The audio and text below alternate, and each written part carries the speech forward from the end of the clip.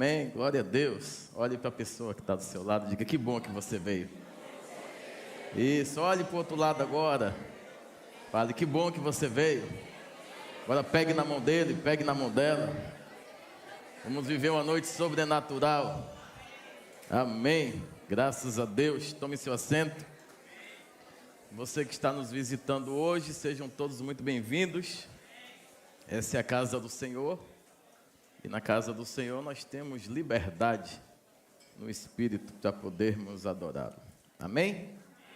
Graças a Deus, sem mais delongas, vamos à palavra de Deus.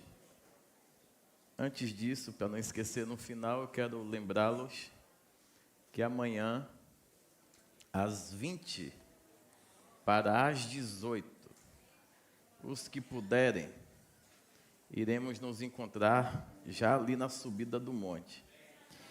Faltando 20 minutos para as 18 horas.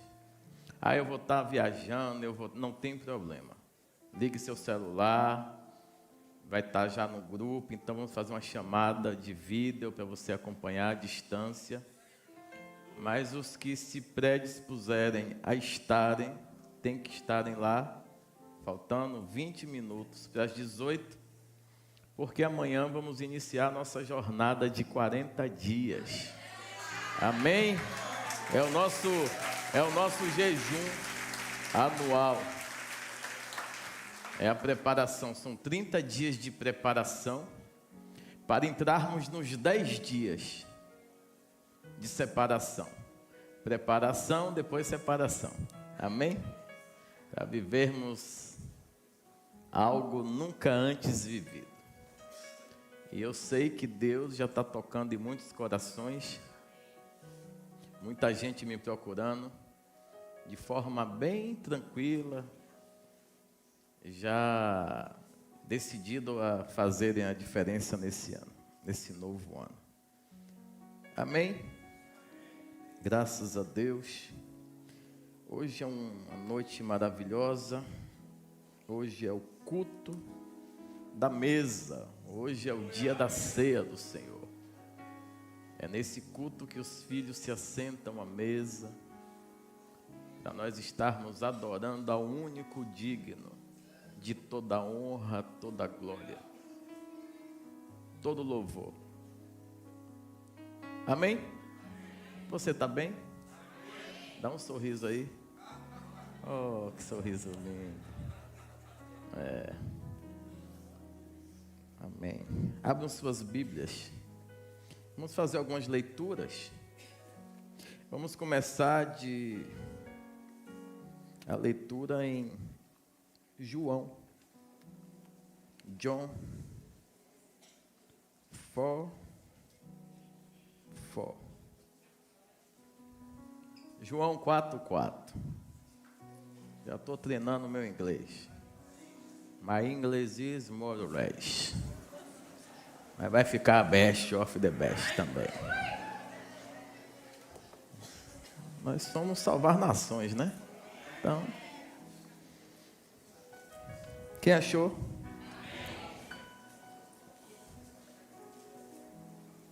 Na minha versão, que é a plenitude, está escrito assim: e era-lhe necessário passar por Samaria. E era necessário passar por Samaria.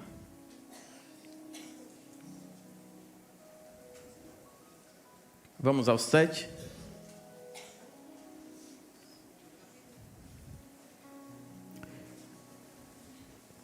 Veio uma mulher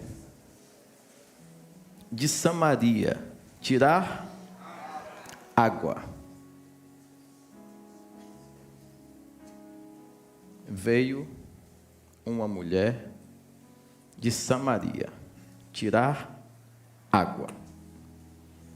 Disse-lhe Jesus: dá-me de beber. Disse-lhe Jesus: dá-me de beber. Volte aí na parte C do 6. Era isto quase que horas? Hora sexta. Isso. Vamos continuar. João 19, 28.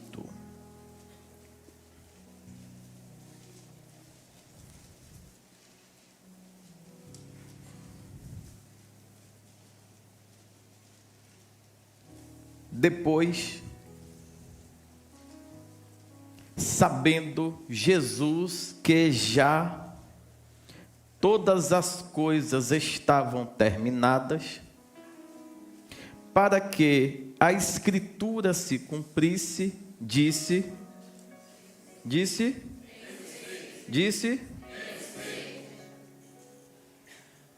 34.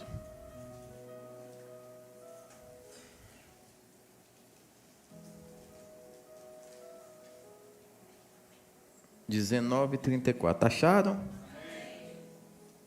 Contudo, um dos soldados lhe furou o lado com uma lança e logo saiu sangue.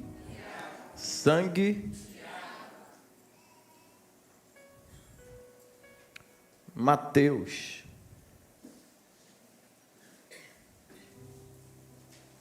27, 45.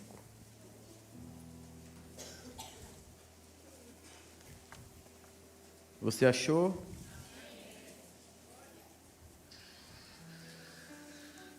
E desde que hora? Desde que hora? Houve o quê? Sobre toda? Até que horas? Vamos ao 55? Ou melhor, 54. O Filho de Deus, diga, Ele é o Filho de Deus. Verdadeiramente, Ele é o Filho de Deus. Vamos para João novamente. João 6.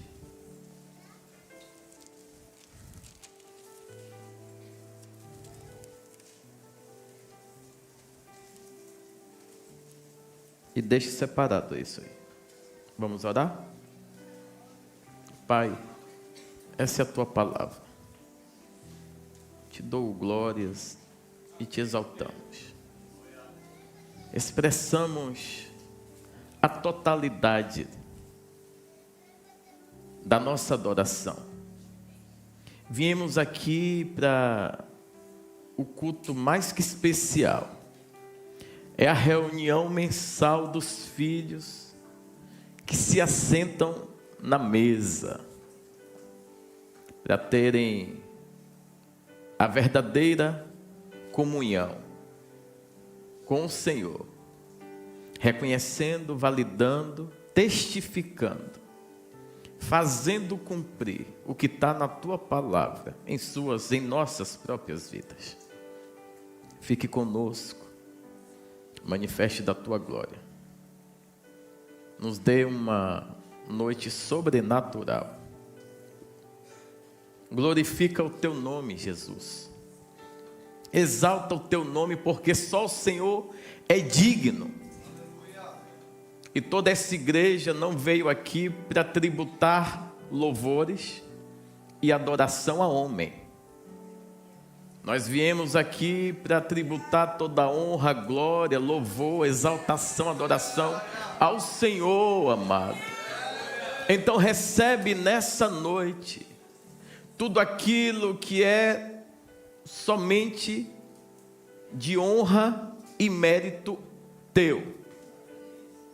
E nos faz avançarmos e alcançarmos um nível de maior profundidade nessa noite. Queremos viver, Senhor, o que nunca vivemos. E o Senhor surpreende, o Senhor é abundante, o Senhor é maravilhoso. Senhor é maravilhoso. O Senhor é maravilhoso. Repreendemos toda distração, toda confusão na mente, toda cegueira física e espiritual. No nome santo de Jesus, declaramos as nossas mentes, olhar, pensamento, intelecto cativos ao Senhor e a verdade plena da tua palavra.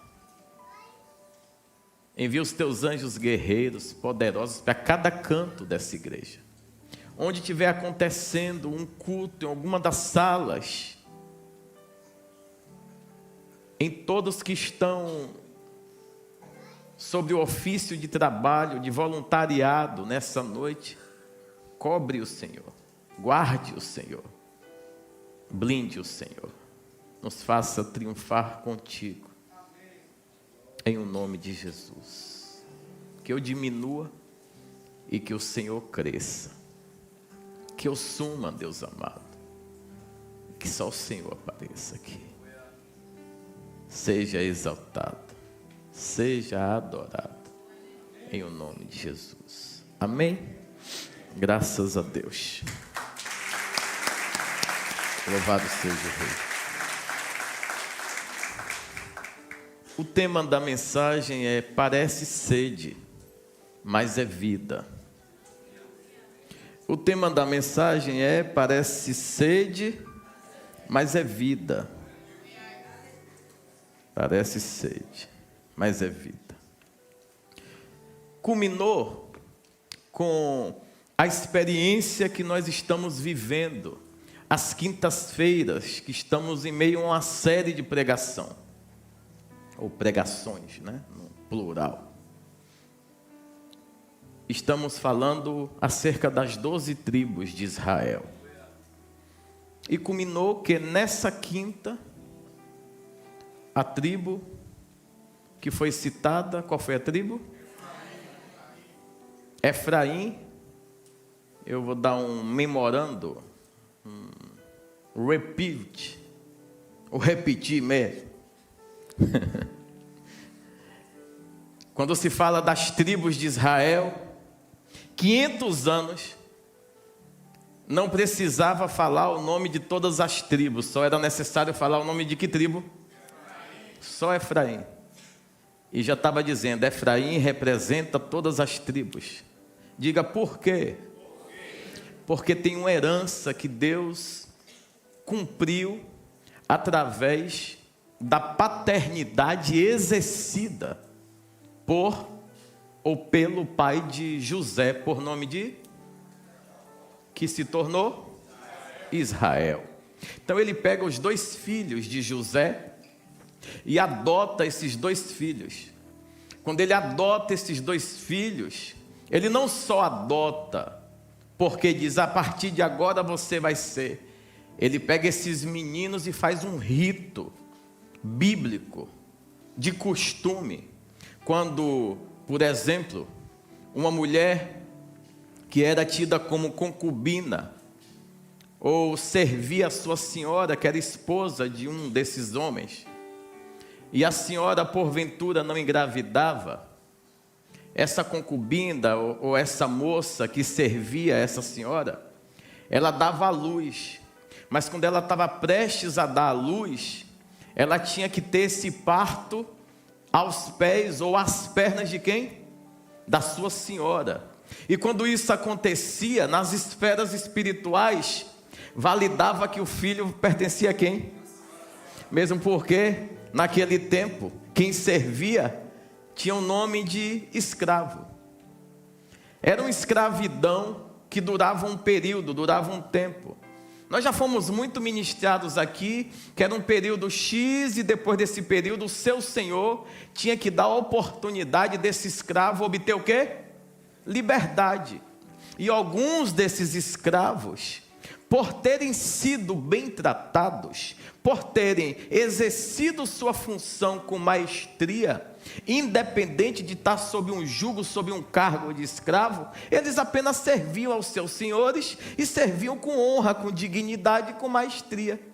Esses tais, quando chegava o tempo da liberação da escravidão, Segundo as leis também, ali de Israel, esses escravos, alguns iriam embora, os que queriam só a liberdade, mas aqueles que entendiam que eram zelo e tinham achado abrigo na casa do seu senhor, porque o seu senhor não o tratou como escravo durante todo o seu período de vida. Esses escravos têm relatos históricos que eles não saíam, eles ficavam. E quando eles ficavam, eles também recebiam uma espécie de quião, ou uma espécie de herança. Herança do dono da casa, herança do dono da fazenda, herança do dono de toda a estrutura que ele serviu como escravo. Há relatos também de moços. Moço é o escravo que ficou. Moço é aquele que chegou, serviu, adorou, exaltou ao Senhor do seu Senhor. Quando o homem ou o senhor, que assim era o detentor da propriedade desse escravo, adorava a Deus, esses ritos eram passados também. E alguns desses escravos, ou uma grande parte desses escravos, vamos falar, eles começaram a ter experiências com Deus, através da vida do seu Senhor. Então, o que é que Jesus nos ensina? A mesma coisa. Se fez toda sorte de mazela, se fez propiciatório, se fez vergonha, se fez aquilo que era mais sujo para nos purificar. Jesus foi o escravo do Pai, que decidiu ir até o final, para nós termos a vida que temos hoje. Aí lá na frente você vai ver o apóstolo Paulo dizendo: escravo de Cristo eu sou, ou prisioneiro de Cristo eu sou, como você queira. Escravo, prisioneiro. Só que ele está preso em algumas prisões. Ele vai enfrentar o apóstolo Paulo, ele vai enfrentar algumas prisões no decorrer da vida dele. E essas prisões fazia com que o imperialismo romano olhasse para ele e visse algemas humanas. E ele fazia questão de falar que ele não estava preso com aquelas algemas, que ele não estava preso com aquelas correntes, ele estava solto aqui e preso lá. Então por isso que as marcas do sofrimento, do padecimento de Paulo, não levava ele a se revoltar. Então eu estou falando de escravidão, que entendeu que o seu Senhor chamou para algo muito nobre, muito maior. Falar de escrava, a serva escrava de Naamã, era uma escrava de Israel. Foi ela que libertou Naamã da lepra, com uma voz profética, porque falou: se o meu Senhor soubesse que Israel tem o que ele precisa. Se ele entendesse, porque ele só olha para Israel com o intuito de agredir, mas em Israel tem cura, em Israel tem milagre, em Israel, se ele for lá e um homem de Deus liberar uma palavra, é o suficiente para essa lepra sumir do corpo dele. Enfim, voltemos aqui. Estamos agora com o efeito de Jesus. Jesus aqui, no meio da pregação, que nós agora acabamos de ler, ele vai ter um encontro com a mulher. Essa mulher, ela está vindo de onde? De Samaria. E em que horas? A sexta hora. Sexta hora é que hora? Meio-dia. Meio-dia é onde muita coisa acontece. Meio-dia, nas esferas espirituais, tem uma espécie de demônios específico que sai para atordoar o povo. Meio-dia não quer que seja almoço saudável na mesa. O diabo, meio-dia, quer que saia guerra, quer que o marido fique no sofá comendo, assistindo o jornal, não quer que tenha a mesa, porque a mesa chama-se de altar. Na mesa você tem a oportunidade de desfrutar de níveis maravilhosos de profundidade, de intimidade, e também de auxiliar, ensinar e mentorear a estrutura de governança da tua casa. Enfim, essa mulher, ela sai meio-dia, e ela sai meio-dia exatamente porque ela tem vergonha. E ela não tem vergonha por questões de afronta, ela tem vergonha porque ela está em meio a pecado. E quem está em meio a pecado, sim, se sente envergonhado, sim ou não? Sim. Quantas vezes nós, depois de estar andando certinho, tudo feito legal, de repente pisamos na jaca. E para você voltar àquela adoração profunda que você tinha, dá trabalho ou não dá? Porque o pecado em si já faz isso. O pecado faz essa separação. Por quê? Porque Deus é santo. E o diabo sabe que é o pecado que vai impedir você de se achegar perto do trono da graça. Porque quando você rompe esse engano, esse medo de se arrepender num altar, no lugar certo. Porque às vezes a gente quer se arrepender por conta própria. E o perdão é emitido também publicamente. Inclusive, tinha um povo na terra por nome de presbíteros, que orava pelo povo e eles ficavam o quê? Ficavam o quê? Cadê esses presbíteros? Cadê esses presbíteros que, quando precisavam enviar esses presbíteros a lugares, eles carregavam uma presença tão gloriosa, que tinha cura, milagre, restauração, e eles tinham tanta autoridade, que quando eles oravam, até os pecados desse povo eram perdoados. Vocês sabiam disso? Isso é o que? Graça, unção. Mas acima de tudo, para ter graça e unção, tem que ter o que? Enquadramento. O que é enquadramento? Missão, visão e propósito. Missão, visão e... Não tem como viver milagres extraordinários, sobrenaturais, sem estar encaixado? Não. Enquanto os discípulos de Jesus só andam com Ele, só andam, tem milagre? Com Jesus. E com eles, são bastidores. Estão acompanhando, estão assistindo.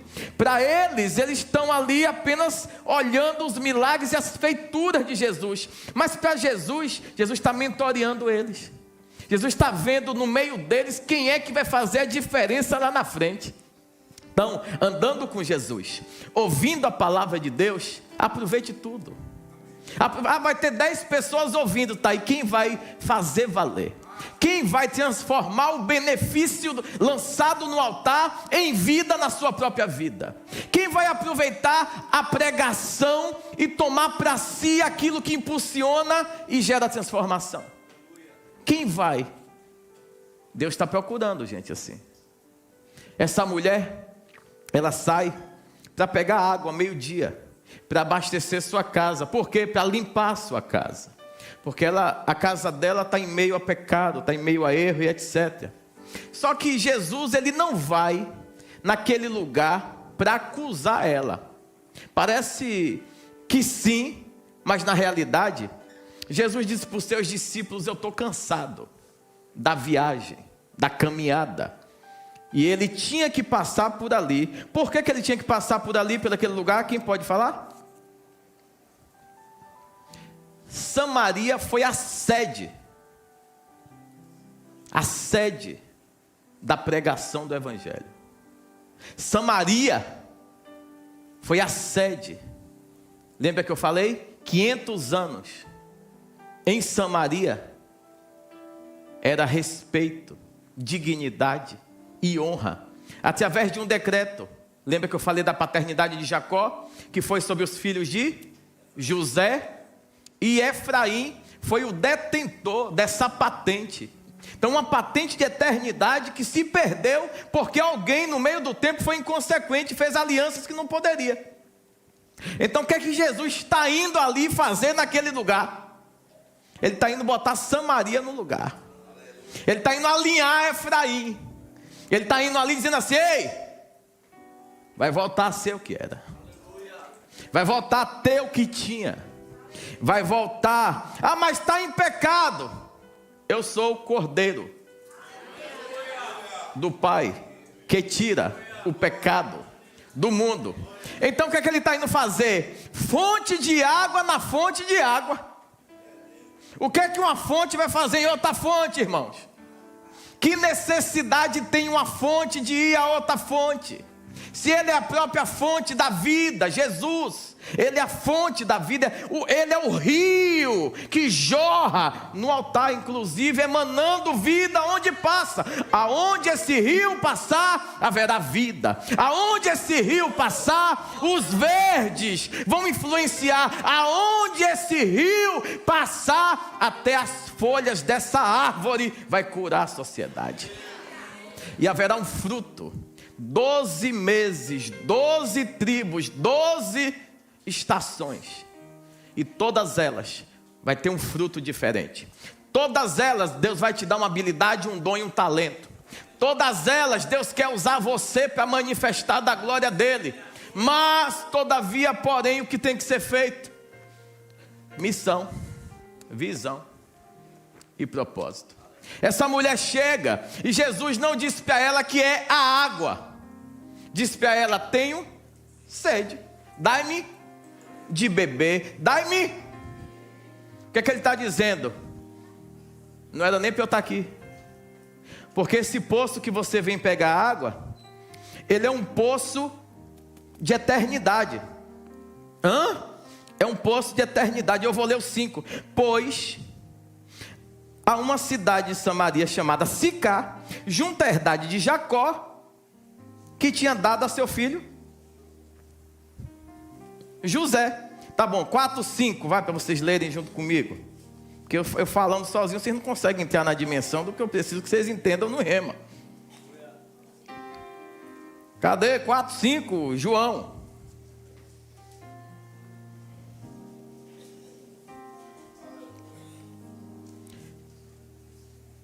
Foi, pois, a uma cidade de Samaria chamada o quê? Junto ao quê? A herança de quem? Ele tinha dado a quem essa herança? Então ele está literalmente restaurando a história do que foi profetizado pelo Pai. Então aqui ele está dizendo: eu vou restaurar novamente Jacó. O nome voltou a ser Jacó por quê? Não, é Israel. É Israel, é Israel. Porque a sede aqui era a sede da pregação, era a sede do respeito, da honra, da dignidade. Mas quando entra pecado, voltam a te chamar do nome que você era. Quando entra pecado, ninguém quer saber que você fez méritos, coisas históricas. Ninguém quer saber que na sua vida 30 anos de currículo exímio, 30 anos fazendo tudo certinho, com dignidade, com maestria. Se errou, o nome muda na hora. Então, Israel passa a ser novamente o que aqui? E está no Novo Testamento, para os teólogos de plantão. Que não é a minha teóloga aqui, não é questionadora. Olha como ela é. Glória a Deus. Então, compreendam. Nós estamos no Novo Testamento. E Jesus está parando um negócio aqui. Que ficou lá na tribo. Um problema que a tribo perverteu. Só que mesmo essa tribo tendo se pervertido, a fonte que alimentava aquele povo continuava sendo o que foi profetizado. Vocês estão entendendo? Estão aí? Mas estão entendendo ou está voando? Vamos junto? Vamos lá, vou voltar para vocês. Eu falei que o pai de José, antes de morrer, pegou os filhos dele, botou a mão aqui embaixo, ó, e abençoou. Assumiu paternidade sobre eles, falou: ó, a primeira bênção eu vou liberar sobre eles, porque agora eles são meus filhos. Só depois ele convoca o restante dos filhos para poder liberar as demais bênçãos. Então aqui o que vocês estão vendo, gente, é uma restauração, também num contexto histórico. Não é só uma mulher. Aqui é uma tribo voltando para o princípio. Aqui é Deus reparando coisas que no meio do tempo o diabo entrou, no meio do tempo o diabo armou, no meio do tempo o diabo falou: não vai ser eternamente. Jesus vem e diz: é eternamente. Glória a Deus. Só que aqui vem um negócio que vai deixar você com a cabeça meia voada, igual a minha. Ele pede o que a mulher? Onde está o problema, ele vai resolver o problema. Porque ela diz assim: como é que pode, você sendo judeu, vai pedir água a mim que sou o quê? Aí Jesus está dizendo assim: onde era que era pregado? Onde era que era pregado o evangelho? Que evangelho? O evangelho que foi dado. Você está no meio de uma herança. Aqui está escrito que é herança, correto? Você está no meio de uma herança. Essa herança aqui foi dada por meu pai. Essa herança foi dada por meu pai para cumprir um propósito na vida de uma tribo. Essa tribo não suportou a prova do tempo. Essa tribo não resistiu a tudo que envolve circunstâncias, aflições, problemas. Mas eu sou o restaurador. Mas como é que você quer que eu tire essa água? Como? Eu tenho aqui a vasilha para tirar a água para mim. Aí Jesus fala assim: se você soubesse quem está te pedindo. Uau! Se você soubesse quem está o quê? Falou, como assim? Pedindo o quê? Eu não estou pedindo a água por questões de sede da terra, porque sede da terra afastou a tribo de Efraim. Eu estou te pedindo para restaurar o que foi partido no decorrer do tempo. Eu estou pedindo água para eu ativar o que foi profetizado lá debaixo das pernas de Jacó novamente. Eu não mudo o que o Pai estabeleceu, eu cumpro o que Ele determinou. Então eu preciso fazer de novo, e eu só faço com oferta, eu só faço com sacrifício. Mão, água. O que está levando suprimento de limpeza para sua casa é o quê? Diga, água. Só que essa água passou por pecados no decorrer do processo. E eu sou o Cordeiro de Deus, que tira o pecado do mundo. Então ele está dizendo assim: eu sou remidor, entenda de uma vez por todas. Aí, quando essa mulher identifica quem é que está falando, ela larga balde, ela sai correndo e vai na cidade e chama todo mundo. Chama todo mundo para ver o efeito da purificação que vai ocorrer naquele lugar. A purificação só chega quando Jesus ocupa a totalidade do espaço. A santificação só chega quando Jesus é o Senhor eterno, único e exclusivo da sua vida. Você só vai viver a plenitude do que Deus tem se entender que tem que se doar por completo. Não é meio-dia, também não é às 15 horas. É todo dia, é toda hora. Não é no momento da aflição. Mas eu li no dia da minha angústia. Qual é o dia da tua angústia? Angústia tua fora de Deus ou angústia tua na presença de Deus? Porque quem tem angústia em si, mas continua firme no propósito, essa palavra se cumpre o tempo todo. No dia da angústia eu clamei ao Senhor, Ele ouviu a minha voz. Do seu trono se pôs de pé, estendeu as suas mãos sobre mim. Isso é para um povo que entendeu que independente das lutas, independente dos problemas, continua firme, alinhado ao propósito, porque recebeu uma profecia, recebeu uma missão, recebeu uma visão, e esses três por si só é suficiente para você ir, seguir e fazer valer a vontade de Deus. Glória a Deus. Tudo bem, saímos de Samaria, altar restaurado. Deixamos um evangelista em Samaria. Deixamos a casa restaurada. A água da vida entrou naquela mulher.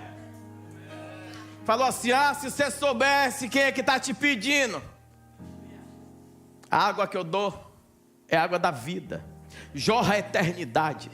Jamais tornará a ter sede. O que é que ele está falando? O que fizeram com Efraim não faz mais a partir de agora. As chantagens, as possibilidades inúmeras de gerar situações que produzissem queda na vida de Efraim não acontece mais a partir de agora. Porque a água da vida chegou. Deus do céu. Restaurou. Restauração feita. Evangelho sendo pregado. Continua a viagem. Agora nós já estamos aonde? Já estamos na cruz. Em Samaria, Ele tem sede de restaurar o altar.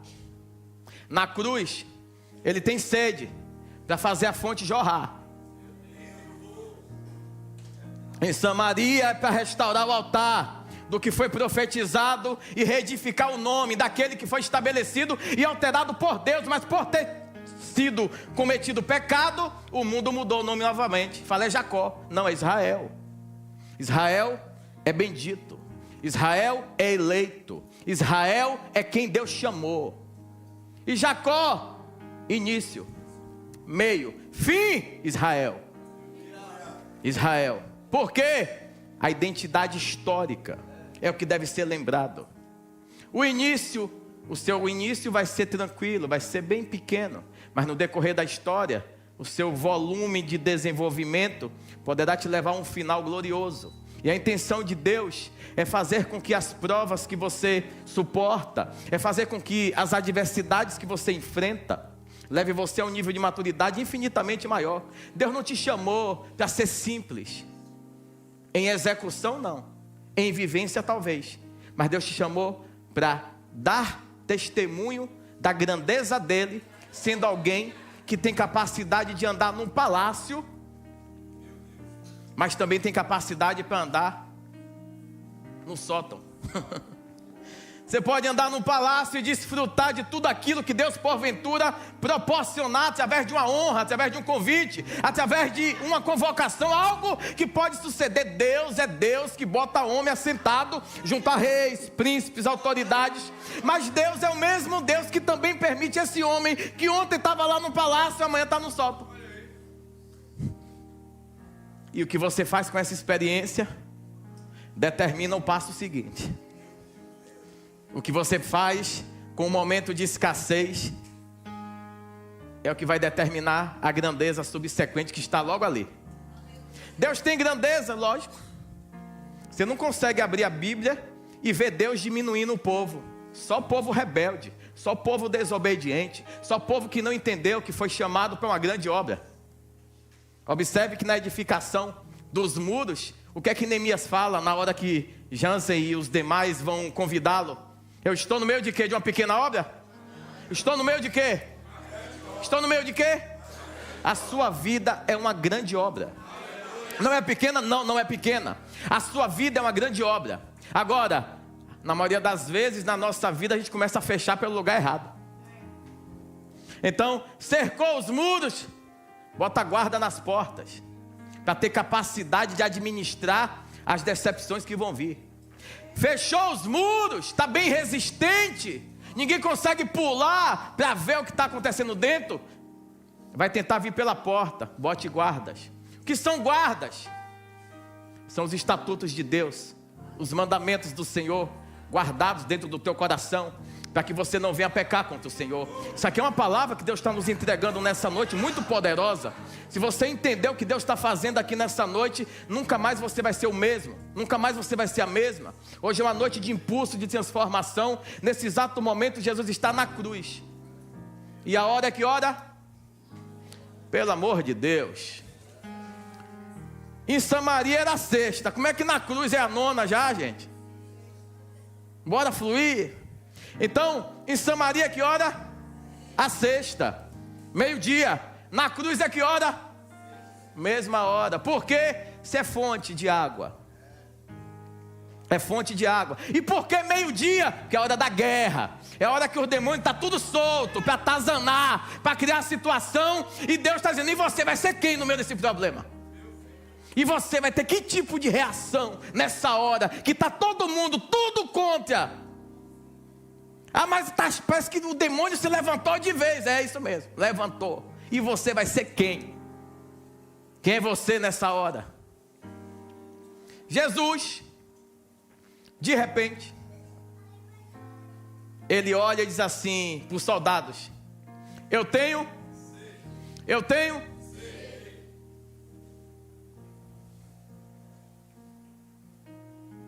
Jesus sente sede quantas vezes?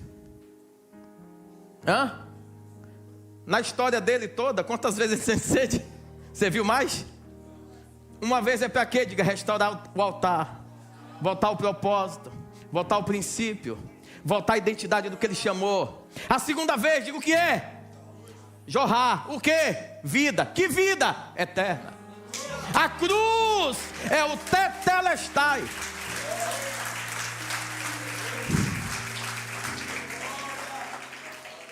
Então, duas vezes. Uma restaura, a outra lhe projeta. Vale a pena esperar? Não somente esperar, confiar, ser resiliente, suportar os processos, se afastar daquilo que não louva, não exalta e não engrandece a Deus. Vale a pena? É o que você tem que fazer. Não tem possibilidade de andar repetidas vezes, meio-dia, no meio da cena do pecado. Meio-dia você vai ter que decidir, ou serve a Deus ou serve ao diabo. É meio-dia, está na metade. E na metade nós já aprendemos que é no meio do mar que a tempestade fica aflorada, que o mar fica revolto. É no meio da sua vida que bate cansaço. É no meio do casamento aí, 10, 15, 20 anos, que bate aquele sedentarismo. Diz assim, poxa, a gente não viaja mais, a gente não faz mais isso. Aí vem um monte de almanaque de informação. Tá aí e o final vai ser como? Segundo o que você teve capacidade de prometer no início, só a morte nos separa. Estamos alinhados a uma visão, a uma missão, a um propósito, não tem mais nada a ver com nós e sim com Ele? Ou você está dizendo, não, para mim já deu, para mim basta. Só está entrando um monte de assunto, é isso aí, almanaque de assunto hoje. Para alcançar todo tipo de gente. Tem gente aqui que veio pelo pão. Tem gente que veio pela água, tem gente que veio pelo suco. Mas aqui Deus quer transformar todo mundo, porque aqui é a casa dele. E na casa dele não há quem padeça nem careça de falta de nada. Na casa de Deus, na presença de Deus, de nada eu tenho falta. Diga assim, eu em Deus não tenho falta de nada. Fale com força, eu em Deus não tenho falta de nada. Aleluia, glória a Deus. Graças a ti, Jesus eterno. Então, Jesus sente sede. Um soldado abençoado. Diga por quê? Porque quem me leva ao cumprimento do chamado, ainda que seja dolorido, está cumprindo um ofício direcionado por Deus. Mas você não entende quando alguém está lhe falando as verdades. Você acha que o cara está lhe maltratando. Aí você diz assim, eu estou com sede. Você está com sede? O cara pega um balde de vinagre, encharca um sopo, uma bucha, bota na lança e bota para Jesus chupar o vinagre. Não, ele quer água. O soldado fala, não, eu sei quem ele é. Oh, meu Deus do céu, eu estou sozinho aqui, Hello? Veja que nós lemos, para que se cumprisse o que foi profetizado. Ele pede água, o soldado fala, não é água agora. O que o senhor precisa agora é de cumprir o propósito. Vai ter um povo na Salvar Nações daqui a mais de 2000 anos que precisa ouvir essa palavra. Então não é água, mestre, é vinagre. Vai doer, vai gemer, vai padecer, mas lá na frente vai ter um povo te adorando. Diga eu adoro ao Senhor, exalta ao Senhor. Aleluia. Uau. Eu me lembrei de um amigo meu, pregador, que é educado assim, igual a mim. Ele fala assim, esse negócio de na igreja, até me constrangeu agora, me lembrei da pregação dele. Mas não é o emotivo não, viu, apóstolo? É o com graça de Deus. Então Jesus, bora na exegese junto comigo, quem quer?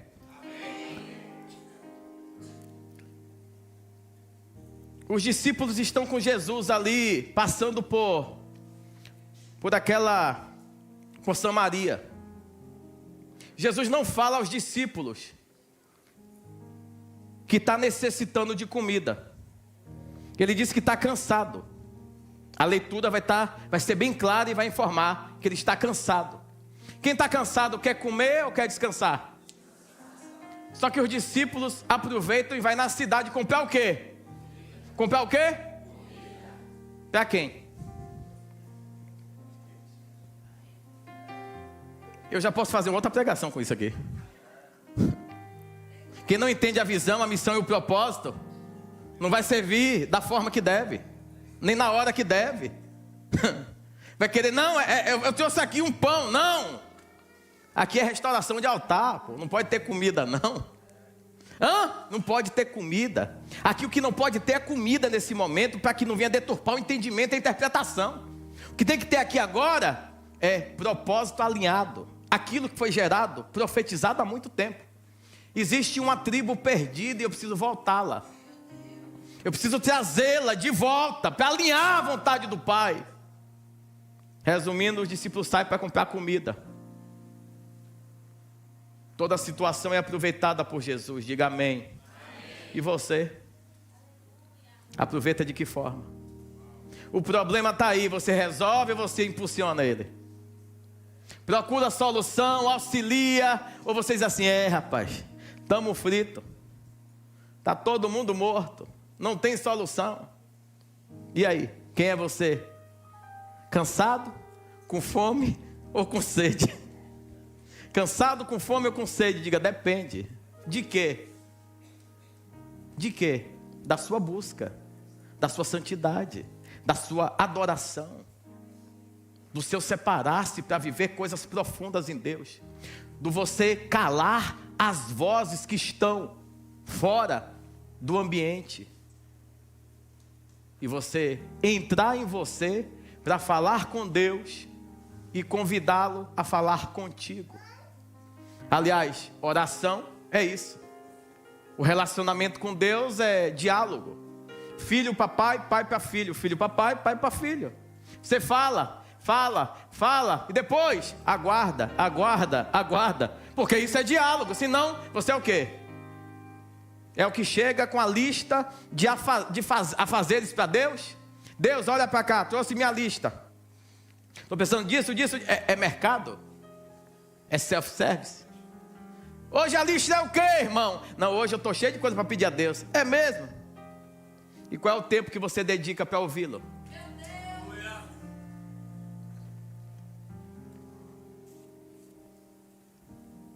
Uma oferta é proposta por Davi. Ele fala, eu proponho no meu coração fazer isso para Deus. Porque eu reconheço que eu não sou nada. Porque eu reconheço que Deus é tudo. Porque eu reconheço que por minha capacidade eu não teria feito nada, nem escrito meu nome na história.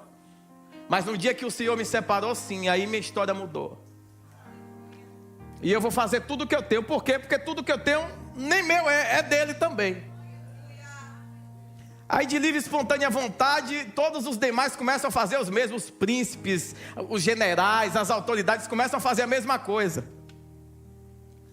Resumindo, ele diz, todos vocês, eu pedi alguma coisa a vocês? Aí o pessoal falou, não. Porque vocês deram o seu exemplo. O seu exemplo. É o exemplo que arrasta. Conversa, o vento leva. Mas o exemplo não é vão lá, é vamos lá. Há uma guerra ali e vocês precisam ir. Não, há uma guerra ali e nós iremos juntos. Romperemos, cresceremos, estabeleceremos a vontade e a governança celestial. Nesses dias, que são dias que o homem tem que refletir, homem, pejorativamente falando, homem, mulher, refletir o que está dando ao seu filho de alimento, o que está dando ao seu filho de suprimento, o que está dando ao seu filho de decisão. Por quê? Porque daqui a 30 anos ou 40 anos, provavelmente nem eu nem você vamos estar mais aqui. Do jeito que eu sou doido, eu acho que eu não chego a uns 70. Mas o que eu gerar de fundamento, eu espero em Deus que meu filho cumpra. Eu já faço uma pergunta para você: você se preocupa com isso? Instruir seu filho, desenvolver nele um espírito aguerrido, um espírito de desbravador, um espírito que não se deixa moldar nesses costumes e nessas asneiras aí, que faz cumprir a vontade de Deus, que é boa, perfeita e agradável. Coloca eles em Deus, coloca eles no centro da vontade do Senhor. Guerreia todos os dias para mantê-los aproximados de Deus. Guerreia todos os dias contra o quê? Contra tudo. Contra jogos, contra brincadeira, contra vídeos, contra tudo que tiver, que você vê que tem alguma imagem subliminar. Guerreie. Guerreie. Lute, que ali tem dedo de Lúcifer. Filhos precisam ser cumpridores da vontade de Deus.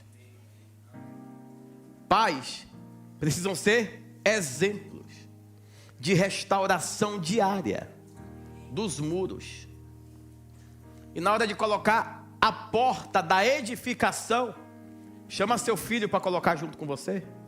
Porque uma vez alguém colocando a mão na massa, vai se lembrar eternamente que participou daquele feito.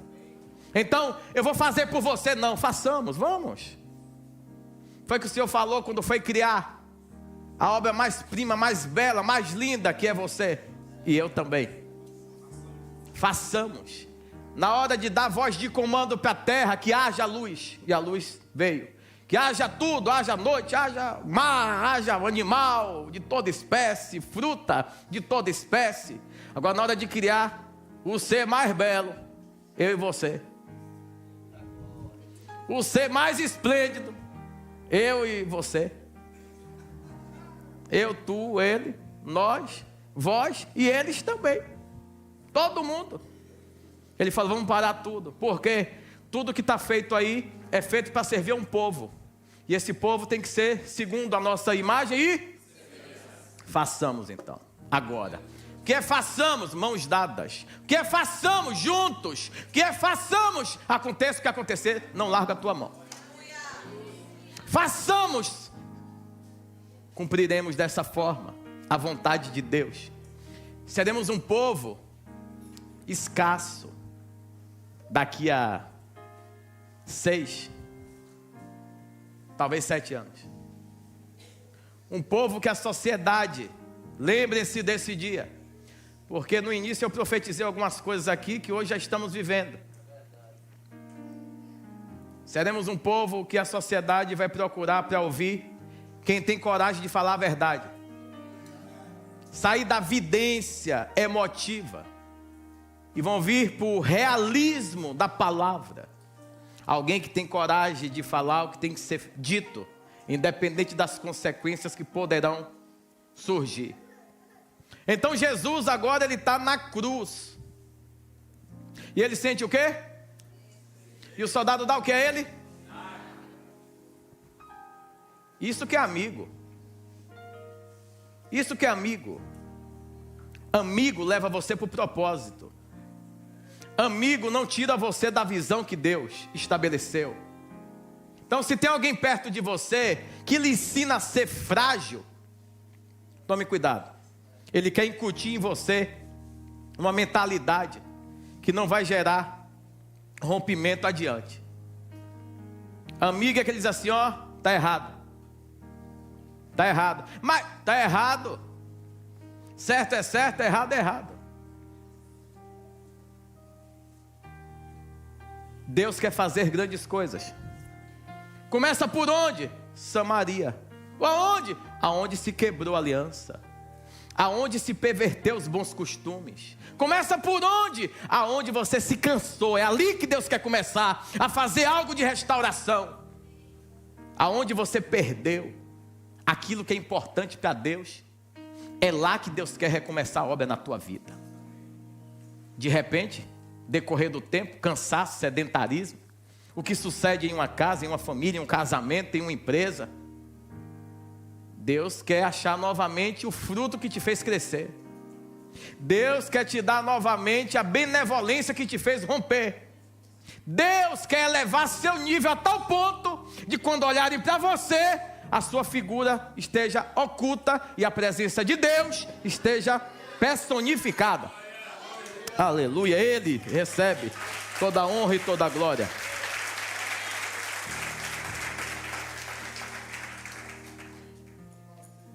Soldados vêm. Quando ele chupa o vinagre, ele fala o quê? Está o quê? Vamos no português daqui do Brasil. Me ensinou e me ajudou a chegar no meu destino. Gosto ruim, quem fala a verdade vai ter um gostinho meio amargo, segundo aquele que não quer ouvir. E às vezes alguém está te dando vinagre e não é para o seu mal, é para o seu bem. Alguém está te dando uma direção, mas o gosto é amargo, o gosto é ruim, o gosto é insípido, mas está te levando a cumprir, a viver e a ser quem Deus te chamou. Consumou Jesus, morreu.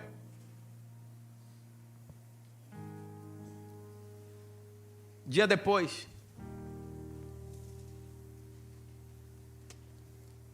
ou melhor, voltemos um pouco. Estamos na hora, na 9ª hora. Acontecem algumas coisas. O véu se rasga. Um terremoto acontece no céu, que abala a terra. Os sepulcros se abrem. E aqueles que estavam lá dormindo, o que é que acontece? É assustador. Aí o soldado que deu o vinagre fala: será que é porque eu dei o vinagre? Não, fiquei preocupado agora. Não. É porque alguém teve coragem de levá-lo ao propósito. E o consumado é fazer o querer de Deus. O consumado, irmãos, não é fazer a tua vontade. O consumado dói. O consumado gera padecimento. Mas o consumado te leva a viver a soberania do querer de Deus.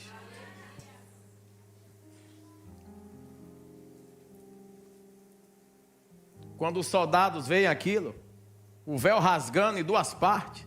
Que véu? O véu do templo. Ele andou muito na sinagoga, no templo, ensinando, pregando. E não foi colocado em prática. Todo mundo sentava para ouvir a pregação do mestre, do Messias, do Machia, do Rabi. Mas não colocava em prática quando saía da sinagoga. Aí eu tenho uma pergunta para falar para os irmãos. A palavra que você está ouvindo aqui, na saída, coloca em prática, por favor? Ou não? Vai colocar? Porque não se cumpria, então o véu teve que se rasgar. O que é o véu se rasgar? Estão oprimindo demais o povo para seguir um rito. Eu vou rasgar o véu para que se cumpra o propósito. O que é o propósito? Todo mundo tem acesso agora a se achegar perto de mim. Todo mundo tem acesso, mas também tem responsabilidade. Porque aquele que quer se achegar perto de mim não pode se apresentar perante o Senhor de mãos. E agora, que era só o sacerdote que tinha que levar, agora é todo mundo. Pode se achegar? Pode, tem direito. E tem o quê? Deveres. Chegou, aí eu posso ir a hora que eu quiser. Pode não, deve. Só não venha da forma que você está achando que é. Não é parque de diversão. É igreja lavada e remida no sangue do Cordeiro. Aliás, o véu rasgar é exatamente o sangue carmesim dele. Até a última gota. Ou melhor, até a penúltima gota. Sério? Sério. Por quê? Porque no dia seguinte, os soldados falam assim: verdadeiramente esse era o quê? Nós já falamos hoje, 2000 anos depois, verdadeiramente este é o Filho de Deus. Diga amém. Amém. No outro dia, era costume, o sábado ia ser longo, de peregrinação. E aí, como estavam todos na cruz, ali no Gólgota, Aí quem não tinha morrido, vinha um soldado e quebrava as pernas de quem não morreu naquela cruz. Imagine a dor que já não estava, prego de um lado, prego do outro. Tinha um ladrão do lado, um ladrão do outro, a gente já sabe da história. Aí no outro dia os soldados iam ver, para tirar eles da cruz. Por quê? Porque era o quê? Porque era o quê? Sábado, irmãos. E no sábado tem que ter aquele negócio bonitinho. Meu Deus do céu. Então tira da cruz, corre. A gente maltratou ele, mas agora deixa o lugar limpo. Tem um monte de gente maltratando, mas deixa o lugar limpinho e ninguém nem sabe que teve maus tratos. Você está aqui? Botou na cruz ontem e hoje chega como se nada tivesse acontecido. Aí tinha que ser rápido, tinha que voltar. Aí veio um soldado para quebrar as pernas daquele que estava vivo. Porque quebrando as pernas, aí era o último suspiro. Só que foi profetizado no livro de Isaías que nenhum dos seus ossos ia ser o quê? O do mestre não. Agora, meu irmão, os ladrões tomaram uma tijolada ferrenha. Chegando em Jesus, Jesus já estava o quê? Desde o último suspiro. Ele falou, está consumado. Esse povo vai ouvir a minha palavra 2000 anos sim. Lá no Stiep. Vai ouvir, está consumado. Amém. Finalizando. Quando chega em Jesus, lembra do soldado da lança? Lembra do soldado da lança? Que botou o que no dia anterior? Ele chegou para ver se Jesus tinha morrido. E Jesus está morto. Ele falou, vou dar uma furada para checar.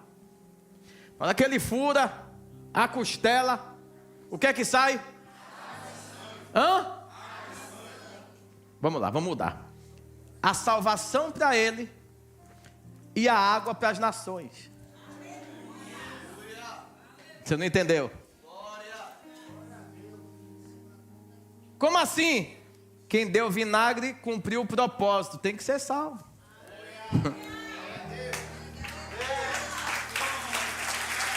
Então o sangue de Jesus também foi derramado por ele. Por quê? Porque cai em cima dele, ó. Ele faz isso, cai sangue e cai água. Ele diz, ó, te dou do meu sangue e te encho com a minha água. Aleluia! Se coloca de pé. Coloca de pé. Essa é uma palavra poderosa. Feche os seus olhos. Mas feche seus olhos para fazer uma reflexão nesse momento. Como você chegou aqui? Ah, eu recebi um convite, amém. Eu também recebi um dia. Todo mundo recebeu um convite. Alguns foram convidados dentro do seu íntimo, diretamente pelo Espírito Santo. Não foi uma pessoa que me convidou. O próprio Espírito Santo colocou dentro do meu coração o desejo e eu fui assistir um culto. E quando eu fui assistir o culto, o Senhor, Ele falou comigo. Quando eu fui assistir o culto, Ele diz assim, eu que te trouxe aqui. Te trouxe aqui porque eu quero derramar do meu sangue na sua vida. Te trouxe aqui porque eu quero mudar a tua história. Te trouxe aqui porque eu tenho visto o proceder, tenho visto as situações, mas eu te chamei para ser um desbravador. E eu, sem entender, eu fiz uma aliança com Jesus naquele dia. E não imaginava, nem planejei nada disso. Acredito que todos que estão cumprindo ofício no altar, ou nos altares no mundo, não imaginaram que Jesus estava chamando eles para cumprir algo e assumir responsabilidade cuidando de um povo. Eu disse sim para ele, e o vazio que eu sentia foi preenchido. Só ele pôde fazer. Ele derramou o sangue dele em mim. E ele derramou da água dele. Logo eu que já usei lança. Logo eu que já furei também ele. Logo eu que já servi de escárnio para o evangelho também. Foi, mas para mim ele também derramou sangue. Eu não sei você, mas quando eu encontrei com ele, ele me deu da água da vida. E derramou do seu sangue. E eu não paguei nada por isso. Quem pagou tudo foi ele. E eu nem merecia receber isso, mas mesmo assim ele fez. E está se repetindo nessa noite. A mesma oportunidade que aconteceu naquele dia na minha vida e que aconteceu na vida de todos os que já fizeram aliança com ele. Ele está novamente batendo a porta, dizendo: eu continuo buscando. Eu continuo atrás dos meus perdidos filhos que se perderam, andaram afastados, fizeram coisas, mas hoje eu os chamo de volta para o altar. E nesse momento, eu queria perguntar se tem algum corajoso ou alguma corajosa que se afastou do evangelho um dia em sua vida, por situações, por problemas, qualquer que tenha sido o motivo. O Senhor está te